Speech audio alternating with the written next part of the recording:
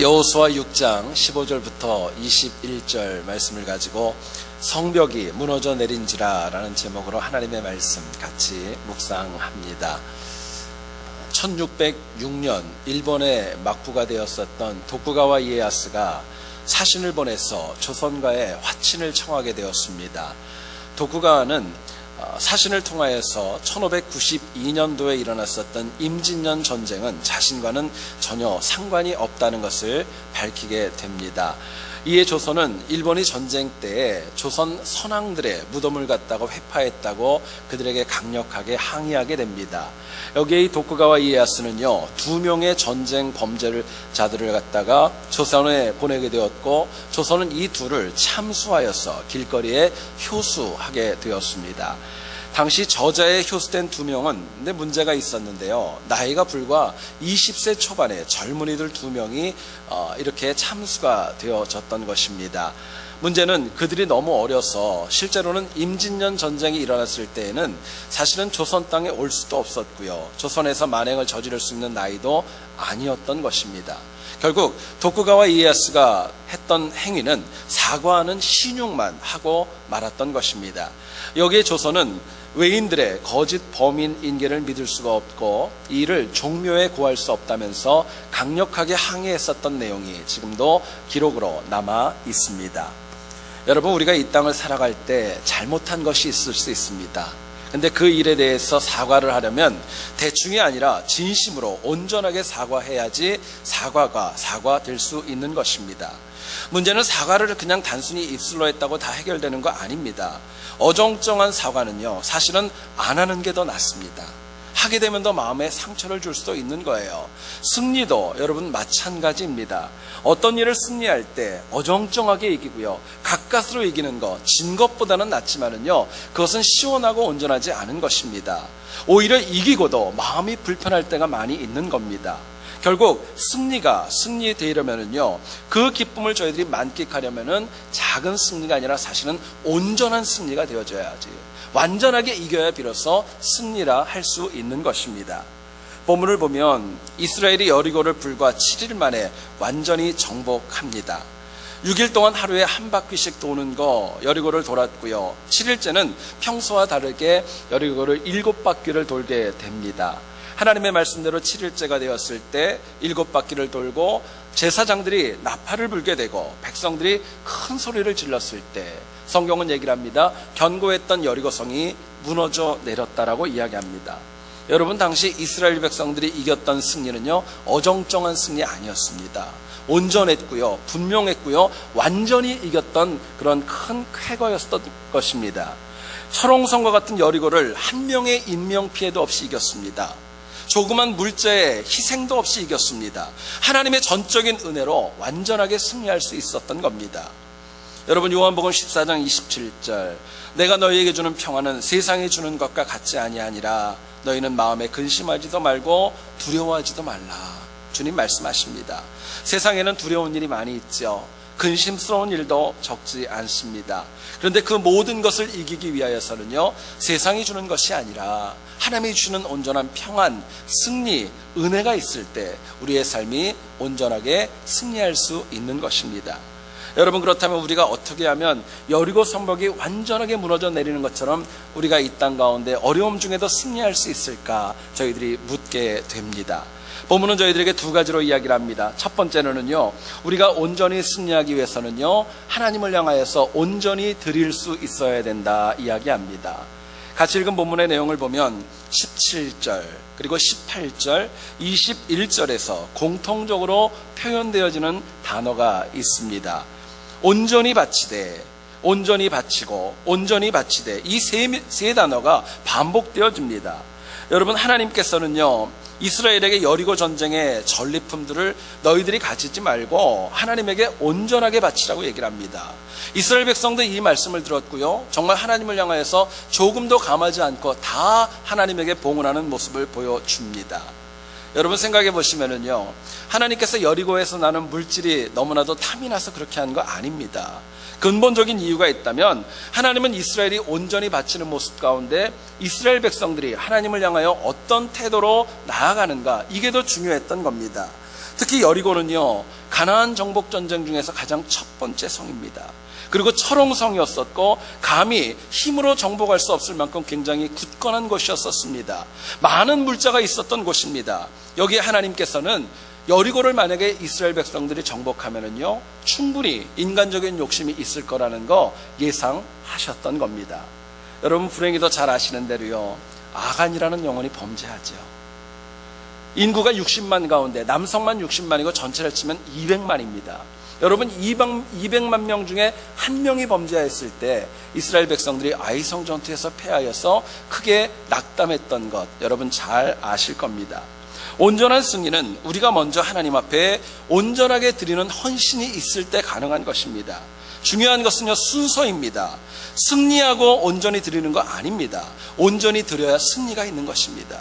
순서가 너무너무 중요합니다. 우리 모두는 다 하나님 앞에 모든 것을 다 드릴 수 있다, 온전히 드린다, 입술로 고백합니다. 근데 사실은 그렇지 않죠. 우리 마음 가운데 변명이 참 많이 있습니다. 다른 사람도 안 그러는데요, 다른 사람들도 다 그렇게 하는데 꼭 나만 그래야 될 필요가 있습니까? 하나님 앞에 변명할 때가 적지 않습니다. 그런데요, 온전히 드리는 영혼을 통하여서 하나님께서 이 땅 가운데 승리하도록 이끌어 가시는 것입니다. 역사적으로 유명했었던 성 프란시스라는 사람을 아실 겁니다. 그분은 자기가 가지고 있는 거 다 버렸습니다. 하나님만을 위해 헌신했을 때 하나님이 그 영혼을 성자로 받아주셨고 지금까지도 우리에게 귀한 영향력을 줍니다. 사울이라는 인물이 자신의 모든 것을 다 배설물로 여기고 하나님에게 온전히 다 바쳤을 때 사울이라는 청년 사도 바울로 바뀔 수 있었던 겁니다. 여러분, 오늘 이 시대에 과거 역사 속에서 있었던 것들, 또 성경에 나오는 이적들이 지금 존재하지 않는 이유가 있다면 무엇이라고 생각하십니까? 하나님에게 문제 있는 거 아닙니다. 오히려 오늘 저를 비롯한 우리가 하나님을 향하여 온전하게 드리지 못하는 헌신이 부족하기 때문에 그렇습니다. 현대신앙인들은 그럼에도 불구하고 하나님께서 우리에게 주시는 온전한 사랑, 온전한 은혜를 원합니다. 하지만 우리는 하나님 앞에 드리고 봉헌하고 헌신할 때는요, 이 정도면 되었다고 생각하는 내가 스스로를 평가하는 그런 결정이 얼마나 많이 있는지 모릅니다. 자, 그렇다면은요, 우리가 하나님을 향하여서 온전히 드리기 위하여서 과연 무엇이 필요할까? 어떻게 하면 온전히 드릴까? 저희들이 묻게 됩니다. 본문은 저희들에게 이렇게 도전합니다. 우리가 다른 무엇보다도 하나님을 가장 소중히 여길 때, 하나님을 제일 소중하게 여길 때 우리가 하나님을 향하여 온전히 드릴 수 있다 도전합니다. 성경은 우리들에게 명령합니다. 너희의 마음을 다하고 뜻을 다하고 힘을 다하여 내 하나님 여호와를 사랑하라 말씀하십니다. 여러분, 우리가 못하는데 하나님이 명령하신 거 아닙니다. 할 수 있기 때문에 마음을 다하고 뜻을 다하고 힘을 다하여 전인격으로 하나님 사랑하라고 우리에게 명령하신 겁니다. 결국 할 수 있지만 하지 않기 때문에 하나님은 명령형으로 저희들에게 말씀해 주셨던 겁니다. 같이 읽은 본문 가운데 16절을 한번 보시기 원합니다. 7번째 제사장들이 나팔을 불 때 여호수아가 백성에게 이르되 외치라, 여호와께서 너희에게 이 성을 주셨느니라 말씀합니다. 여러분, 하나님께서는요, 여리고를 주실 때 대충 일부분만 주신 거 아닙니다. 온전하게 주셨습니다. 이유가 있다면요, 하나님께서 다른 어떤 민족보다도 이스라엘 백성들을 가장 소중하게 여기셨기 때문이었습니다. 여러분, 이스라엘 이거 누구보다 잘 알았어요. 그렇기 때문에 백성 모두가 단 한 명, 아간을 제외하고는요, 하나님을 가장 소중히 여기기 때문에 여리고에서 얻었던 많은 탈취물들이 있었지만 하나도 취하지 않고 은금을 취하지 않고 하나님에게 다 봉헌할 수 있었던 것입니다. 만약에요, 이스라엘 백성들 가운데 물줄을 보고 마음이 동해서 그것을 더 소중하게 여겼다면요, 제2의 제3의 어쩌면 100명 이상이 되는 많은 아간이 나왔을지도 모르겠습니다. 그런데 그러지 않았죠. 사람은요, 자기가 제일 소중히 여기는 것을 따라서 살게 되어져 있습니다. 제일 소중히 여기기 때문에 어떤 경우에도 누구에게도 양보하지 않고 삽니다. 결국 하나님께서 이처럼 소중한 분이 되어야 하는데, 가장 소중한 분이 되어져야 되는데 우리가 그러지 못하기 때문에 사실은 오늘 이 시대가 암흑기와 같이 가고 있지 않나 되돌아보게 됩니다. 사사기를 보시면은요, 유다 베들레헴 출신의 레위인이 에브라임 산지에 있는 미가라는 사람의 집에 제사장이 되었습니다. 미가는 레위인에게 그런 조건으로 이 레위인을 자기 집의 제사장으로 고용을 합니다. 조건은 이겁니다. 매년 은 10을 주고 의복 한 벌을 주고 또 먹을 것을 제공하는 것으로 연봉을 주게 됩니다. 그런데요, 당시에 영토를 갖다가 자기의 지파들이 찾아 나섰을 때 단 지파가 자기의 영토를 찾지 못했죠. 미가가 있었던 그 집까지 오게 됩니다. 그리고 레위인이었었던 그 제사장을 아무런 동의도 구하지 않고 자기들 지파의 제사장으로 데리고 갑니다. 여러분, 안타까운 것은요, 이 레위인은 미가에게 한마디의 상의도 하지 않습니다. 그냥 그대로 단지파를 따라 쫓아가게 되는 것입니다. 아무런 미련도 없어 보입니다. 이유가 있습니다. 한 가정의 제사장보다는 한 지파의 제사장이 명예와 권력과 얻는 것이 더 많이 있었기 때문이었습니다. 여러분, 어디를 보아도 레위인이 성직자였었지만은요, 하나님을 소중히 여기는 모습을 전혀 저희들이 찾아볼 수 없게 됩니다. 오히려 하나님보다 자기의 이익이 먼저였던 거예요. 그렇기 때문에 사사시대는요, 비록 13명이나 되는 많은 사사들이 있었음에도 불구하고 하나님 보시기에는 암흑기와 같은 시대를 살아갈 수밖에 없었던 것입니다. 여러분, 문제는요, 우리도 말로는 하나님을 가장 소중히 여긴다고 하지만은요, 실제의 삶을 보면 그렇지 않은 것 얼마나 많이 보는지 모릅니다. 젊은 청년들 가운데 결혼을 앞둔 분들한테 왜 결혼을 안 하느냐 물어보고 어떤 조건을 찾느냐 얘기를 하면은요, 대부분의 청년들이 남자나 여자들이나 다 그렇게 얘기를 합니다. 믿음이 좋으면 된다고. 믿음만 좋으면 된다고 얘기를 하는데요, 실제로 소개시켜주면은요, 말이 달라집니다. 그 다음부터는 얘기가 달라져요. 믿음만 좋은 게 아니라 다른 것도 굉장히 많이 필요한 거예요. 얼마 전에 한국에서 어떤 웨딩 업체에서 실제로 여러분 발표되었었던 웹사이트의 내용입니다. 이건 제 얘기가 아닌데 한번 들어보시죠. 한국에서는요, 키 작은 남자를 얘기하면서 루저라고 얘기를 한답니다. 참 안타깝죠? 못생긴 남자는 후져 그렇게 얘기를 한대요. 돈이 없으면은요, 꺼져 그렇게 얘기를 한대요. 사람을 갖다가 믿음으로 평가하는 게 아니라 겉으로 보고 평가하는 것입니다. 여러분, 그렇다고 현대인들이 모두가 다 하나님을 갖다가 전적으로 소중히 여기지 않고 사랑하는 것은 분명히 아닙니다. 근데 문제는요, 하나님을 소중히는 여기긴 여기는데 일시적이고 제한적이라는 데에 문제가 있습니다. 하나님만 소중히 여기는 것이 아니라 하나님도 소중히 여기는 것입니다. 실제로 여러분, 우리들의 삶을 가만히 보면 하나님을 우리가 소중히 여기며 살아갑니다. 그런데요, 상황에 따라 참 많이 바뀝니다. 좋을 때도 있고 나쁠 때도 있고 하나님께 가까이 갈 때도 있고 멀어질 때도 있고요. 얼마나 이것이 오락가락하면서 일시적인지 모릅니다. 한계가 있는 거예요. 책을 보다가 나온 내용인데요, 어떤 죽음의 사자가 평생 술과 도박으로 찌든 주정뱅이에게 나타나서 꿈에서 이렇게 경고를 했답니다. 내가 오늘 너를 데려가려고 왔지만 네가 하도 불쌍해가지고 내가 1년이라는 시간을 너에게 더 준다. 만약에 이후로 회개하지 않으면 내년 이맘때에 내가 와서 네 생명을 찾아갈 것이다. 이야기를 했습니다. 여러분, 아무리 꿈이지만 그런 꿈이 내 삶에서 일어나면요, 얼마나 기분이 나쁘고 두려웠겠어요. 주정뱅이가 깜짝 놀라가지고요, 잠에서 깨가지고 가장 가까운 교회에 가서 목사님에게 상담을 합니다.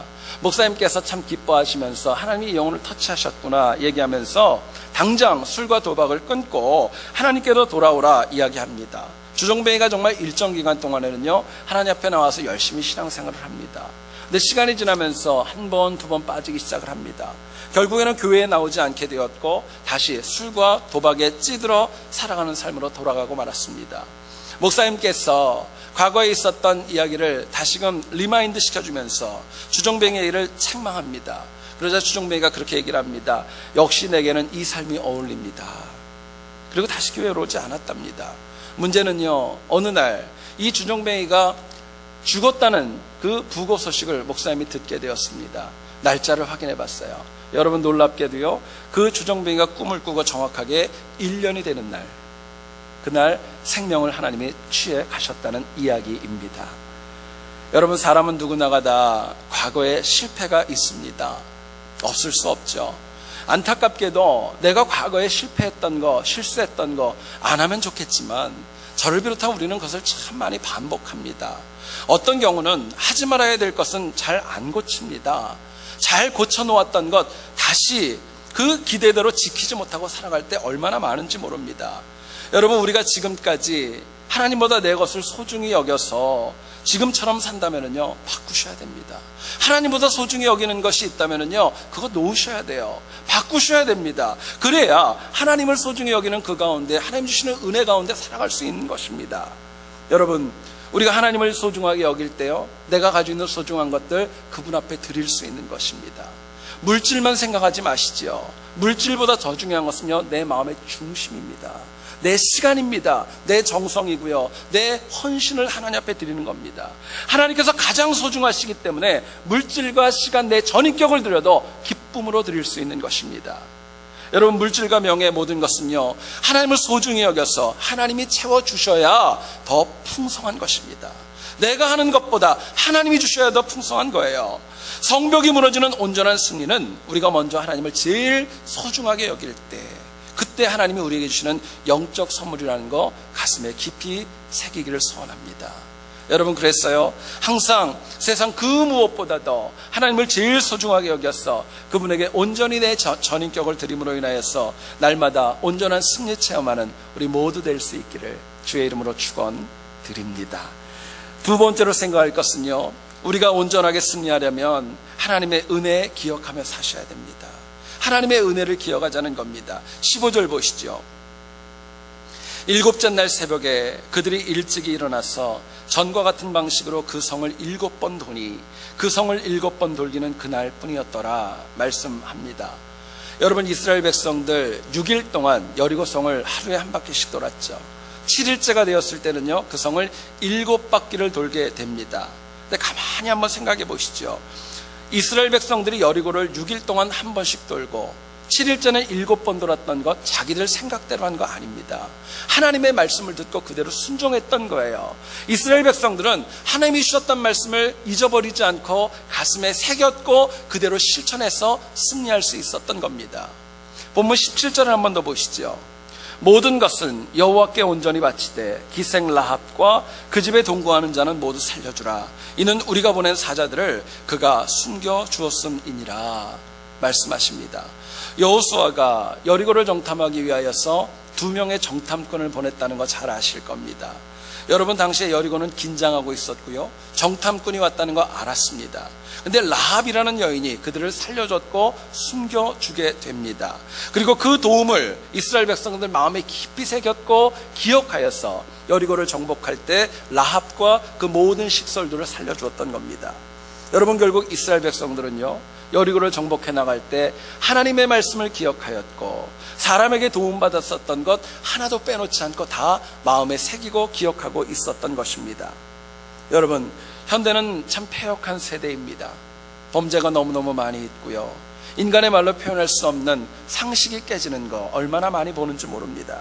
그래도 인간을 향한 하나님의 도움이 없다고 얘기할 수 없죠.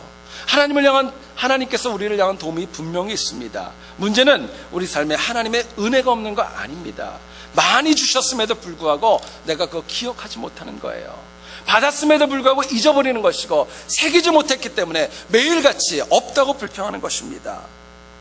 여러분, 우리가 정말 잊지 말아야 될 거는 잊지 말아야 돼요. 어떤 사람이 평생 교회를 다니다가 하나님 나라의 부름을 받아서 예수님 앞에 서서 주님을 직접 보게 되었답니다. 너무나도 그립고 너무나도 보고 싶었던 예수님이 눈앞에 딱 있으니까요, 너무 기뻤던 거예요. 너무 너블스하고 너무너무 이게 익사이트 해가지고요, 갑자기 예수님이 누군지 이름을 잊어버린 거예요. 예수님 반갑습니다 이러고 인사를 해야 되는데 그렇게 인사를 했답니다. 말씀 많이 들었습니다. 그분이시죠? 그러고 얘기를 했대요. 주님을 잊어버렸던 거예요. 여러분, 여리고의 승리는 인간적인 지략과 힘 아닙니다. 하나님의 은혜를 온전히 기억할 때 이길 수 있는 것입니다. 자, 그렇다면 우리가 하나님의 은혜를 기억하는 삶을 어떻게 표현될 수 있을까요? 하나님의 은혜를 기억하는 삶이 어떻게 살까요? 본문은 저희들에게 이렇게 도전합니다. 하나님과 맺었던 약속들, 그 주신 약속들 잘 지키는 게 하나님의 은혜를 기억하고 사는 것이라고 얘기를 합니다.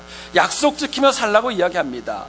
여러분, 우리가 하나님이 저희들에게 말씀을 주십니다. 말씀은요, 신앙인에게 주시는 하나님의 약속입니다. 내가 성경을 읽으면서 내가 말씀을 묵상하면서 설교를 통해 주시는 말씀은요, 하나님이 나에게 주시는 약속입니다. 이스라엘이 7일째 여리고를 7번 돈 것은요, 하나님의 약속 때문에 돌았던 것입니다. 결국 우리가 말씀대로 살아간다는 것, 하나님의 약속을 지키며 살아가는 것입니다. 뿐만 아니라 성경을 보면은요, 이스라엘은 라합이라는 여인과 맺었던 약속도 잘 지켰습니다. 생각해 보시지요. 전쟁통에 누가 누구를 살려줄 수 있었겠어요? 그럼에도 불구하고 이스라엘 백성들은요, 누구에게나 정보가 하달되었던 겁니다. 라합은 죽이지 말라는 것입니다. 지켰던 약속 잘 마음에 새기고 있었던 거예요. 여러분, 하나님은 이스라엘이 이처럼 하나님과의 약속을 지키고 사람과의 약속을 지킬 때 참으로 기뻐하십니다. 여러분, 약속은요, 약속을 한 당사자가 그 내용을 기억해야 지킬 수 있는 것입니다. 그렇죠. 누군가 약속을 한 걸 내가 기억을 해야 약속을 지키죠. 잊어버리면 어떻게 지키겠습니까? 또한 약속을 지켜야 하나님께서는요, 우리에게 사실은 온전한 승리로 우리의 삶을 채워주시는 것입니다. 사무엘상 26장을 보면 다윗이 자신을 죽이러 온 사울을 2번째 살려주는 내용이 나옵니다. 10황무지에서 다윗은요, 다시 한번 야영 중이었었던 사울을 죽일 좋은 기회를 맞이합니다. 그러나 비록 자신을 죽이려고 쫓아왔던 사람이지만은요, 여호와께서 기름 부음을 허락하신 자이기 때문에 사울을 죽이지 않습니다. 근데 문제는요, 그 전에 사무엘상 24장에서도 엔게디 황무지에서 이 다윗이 사울을 살려주는 장면이 성경에 기록되어져 있습니다. 첫 번째 다윗이 사울을 살려줬을 때 사울이 다윗을 향해 얘기를 합니다. 너는 나에게 은혜를 줬구나. 내가 다음부터 이제 너를 죽이지 않을 거고 네가 왕이 될 거고 내가 더 이상 쫓아다니지 않을 거야. 약속을 하게 됩니다. 그런데요, 사울은 이 약속을 지키지 않았습니다. 10황무지까지 다시 와서 또 다윗을 죽이려 작정했던 것입니다. 원인이 있습니다. 사울이 다윗과 행했던 그 약속 잊어버렸던 거예요. 지키지 않았던 것입니다. 하나님께 살려주셨다는 은혜, 이것도 잊어버리고 말았던 것입니다. 자, 다윗과 사울의 근본적인 차이가 여러분 뭐라고 생각하십니까? 둘 다 하나님께서 한미한 가정에서 부르셔서 왕으로 택하셨습니다. 근데 한 명은 온전한 승리가 있었고 한 명은 그 최후가 너무나도 비참했습니다. 많은 이유가 있겠지만은요, 하나님과의 맺은 약속을 한 명은 지켰고 한 명은 지키지 않았기 때문에 그랬습니다. 여러분, 스포츠에서 기록은요, 깨지라고 있는 것입니다. 그러나 사람 그리고 하나님과의 약속은요, 지키라고 주어진 것입니다. 약속은 그냥 하는 거 아닙니다. 지키라고 주어진 거예요. 문제는 많은 사람들이 내 마음대로 약속을 어기고요, 내 위주로 약속을 해석하여서 폄하할 때가 적지 않습니다. 뿐만 아니라 약속 자체를 중요하게 여기지 않고 살아갈 때도 얼마나 많이 있는지 모릅니다. 근데 여러분, 살다 보시면은요, 아무리 작은 약속이라도 온전하게 지키는 분들이 존경스럽지 않습니까? 하나님이 그 영혼을 힘있게 쓰시지 않습니까? 약속을 지키는 영혼을 통하여서 하나님의 살아계심이 그 인생과 주변에 힘있게 나타나는 것입니다. 지난 4월 28일은 주일 저녁이었습니다. 저희 동네에 사는 어떤 집사님 가정을 제가 밤늦게 신방하는 중에 한국에서 전화 한 통화 왔는데 제가 그 전화를 받지 못했습니다. 전화를 하신 분은 한국에서 이재철 목사님께서 저에게 전화를 주셨는데, 제가 주일이면은 교회 일이 바빠가지고 완전 사운드 오프를 해놓기 때문에 전화를 전혀 받을 수가 없게 되었던 것입니다. 얼마 후 다시 다행히 연결이 되었는데 그렇게 얘기를 하시는 거예요. 전립선 암이 발생을 하게 되었고 그렇기 때문에 도저히 미국에 오는 거 불가능하게 되었다고, 너무너무 미안하다고 이야기를 하셨습니다. 그러면서 좋은 강사를 소개시켜 주겠다는 이야기도 하시면서 전화를 끊었습니다. 마음속에 그런 생각이 들었습니다. 오죽했으면 그분이 못 오시겠다고 하셨을까 생각이 들었고요, 마음이 참 좋지는 않았습니다. 하지만 제 마음속에는 그런 생각도 들었어요. 자, 그렇다면은 올해가 35주년, 참 우리 교회 귀한 해인데 이 집회를 과연 어떻게 해야 될까? 이 집회를 할 수 있을까? 누구를 불러야 될까? 정말 밤에요, 집에 갔는데 잠이 오질 않았습니다. 내내 고민하면서 기도하면서 거의 밤을 샜던 것 같아요. 그런데 결국에는 목사님하고 통화를 하면서 저는 그렇게밖에 얘기할 수가 없었습니다. 그렇게 하시라고. 못 오시면 어쩔 수 없다고 얘기를 했던 기억이 있습니다. 그런데요, 그 다음날 오후에 다시 전화가 왔습니다.